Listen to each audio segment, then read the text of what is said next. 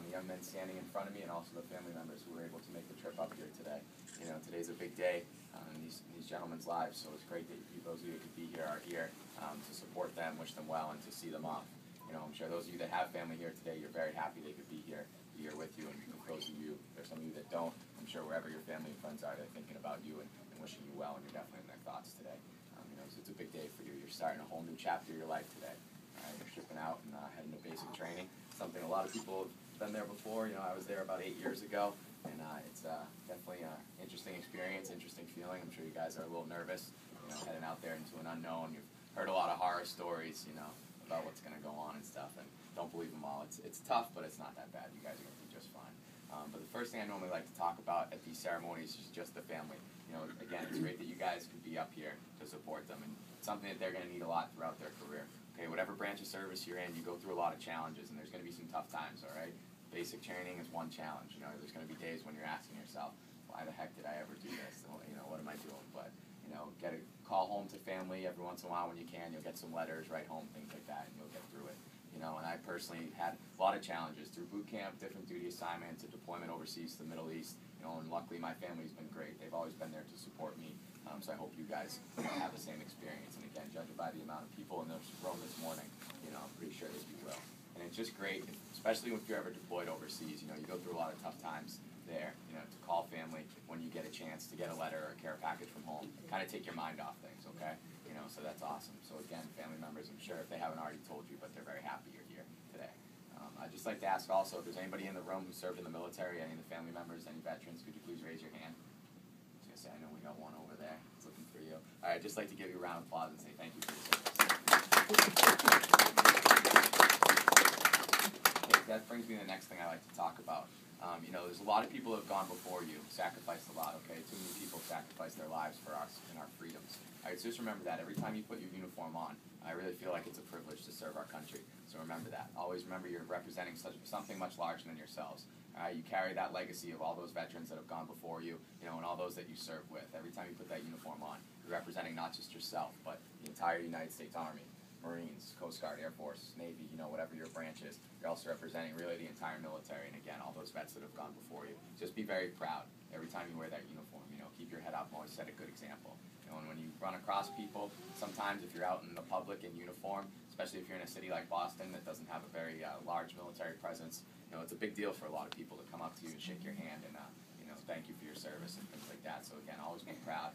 You know, whenever they say that to me, I just always say thank you, and you know, it feels really good. It never gets old to be thanked for serving. So you know, but just remember, you're kind of a big deal sometimes, you know, to people. They'll remember it and go home and tell people they saw a soldier today, or they bought, you know, an airman a cup of coffee or whatever it might be. But always remember, you know, something much larger than yourself. A lot of weights on your shoulders. You got to represent, you know, your entire service, the entire military. But I think you guys are up to the challenge.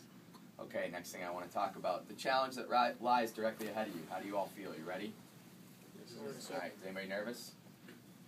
All right, good. Mr. Rivera, honest man, I'm fine. So, yeah. So I'm sure all of you are nervous, okay? That's normal. All right, like I said, you've heard some stories. You know, you've heard the stuff that you might be getting into, and some of those are true, like I said. Some are exaggerated, but you guys are going to be just fine, okay? Just get there, work hard, you know, get to know the people in your class, where they come from, why they joined the military, all that type of stuff. Because really what it's all about is bonding, becoming a team, and putting your own personal needs to the side and doing what's good for the team. All right, that's what it's all about, because that's what we do in the military. So you're going to learn how to march, you're going to learn how to shoot a rifle, you're going to learn your customs and courtesies, your wear and appearance of your uniform, you know, all the stuff that your service has to teach you.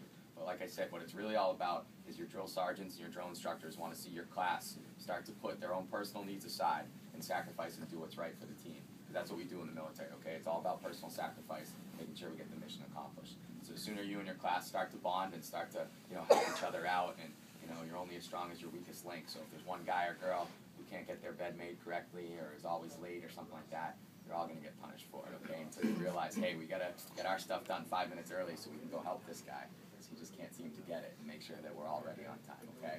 So, yeah, it'll be painful, but you guys will be just fine. Millions of people have made it through these courses before you. You're all, you know, you're just as good as they are. You know, just keep telling yourself that. Keep working hard, and it'll all be over in about 8 or 9 weeks, and then it'll just be a memory. All right, and then eventually you'll look back on it and laugh at all the nonsense and things that you're going to have to do, but you know, you won't be laughing that much while you're going through it. But like I said, you'll be just fine. last thing I want to talk about this morning before we conduct the oath is just after boot camp, if you're in the reserves or the National Guard, you're coming back probably to this area, and you'll get a job or continue on with school or whatever it might be. If you're active duty, you'll be going to your first duty assignment, wherever that is. Just think long and hard once you get there and you get your feet on the ground about taking some college courses, okay? It's one of the best benefits that we earn by serving in the military is great ways to assist us paying for college, right? Post 9/11 GI Bill, federal tuition assistance, and different services have their own programs, and different colleges have a lot of, service member or veteran-friendly programs that you can apply for. So just think long and hard about that, okay? Because right now you might be thinking, hey, I'm going to do 20 years in the Army or whatever, and then get out and get that sweet retirement. But things change, okay? You meet somebody, you want to settle down, start a family, you don't want to move around again. You just do your 4 years, and you know what, that was great, but I think I want to go try something different, all right? And so if you're going to have military training on your resume, which always looks really good, but if you also have an associate's degree or even a bachelor's degree, you're going to look great sitting in a job interview in a couple of years, okay? So think long and hard about it. There's civilian education counselors all throughout the military. They can help you study and prep for the SATs. They can read over college application essays and help you with that, help you find a school that's right for you, all those type of things. So just think long and hard about it, like I said, because, the military paid for my bachelor's degree, they paid for my master's degree, so it's over $100 grand easy worth of education that I didn't have to pay anything for. And you can't get that anywhere else in this country, so think long and hard about it, even if you think school might not be for you. All right, that's all I have for you guys this morning. Family members, I'm going to call them to the position of attention in a moment. We'll conduct the oath. Feel free to move around, get wherever you need to get a good picture of your loved one as we go through this oath. All right, first 2 questions. Have you been briefed on and do you understand the Department of Defense applicant briefing on separation policy and restrictions on personal conduct in the armed forces and the Universal Code of Military Justice, Articles 83, 85, and 86? Yes, sir. Does anyone have any questions or reservations to enlisting at this time? No, sir. Group attention! Raise your right hands and repeat after me. I state your name. I, Do solemnly swear. do solemnly swear That I will support and defend that I will support and defend the Constitution of the United States the Constitution of the United States against all enemies, against all enemies, foreign and domestic. foreign and domestic, That I will bear true faith that I will bear true faith and allegiance to the same, and allegiance to the same, and that I will obey the orders and I will obey the orders of the President of the United States of the President of the United States and the orders of the officers and the orders of the officers appointed over me, appointed over me, according to regulations according to regulations and the Uniform Code of Military Justice. and the Uniform Code of Military Justice. So help me God. So help me God. All right, you can lower your hands. Congratulations.